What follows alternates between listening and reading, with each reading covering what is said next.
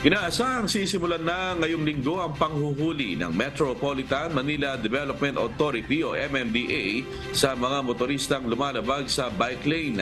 Ayon kay MMDA Acting Chairman Romando Artes, lalo pang dumarami ang mga lumalabag sa bike lane na delikado para sa mga siklista na dumaraan sa maliit o malalaking kalsada. Gayunman, hindi na nagbigay pa ng eksaktong petsa ang MMDA kung kailan sisimula ang panghuhuli. Inaasahan na anumang araw mula ngayon ay patutupad ang polisiya ng walang anumang piso upang hindi magkaroon ng ideya ang mga violator. Pakinggan po natin ang pahayag ni Acting MMDA Chairman Romando Artes. We're thinking of next week actually, but we will not announce kung kailan kasi alam mo naman ating mga kababayan, hanggat alam na hindi kami maninikit ay patuloy na i-violate yung safe space nga po para sa mga nagbibisik. Opo.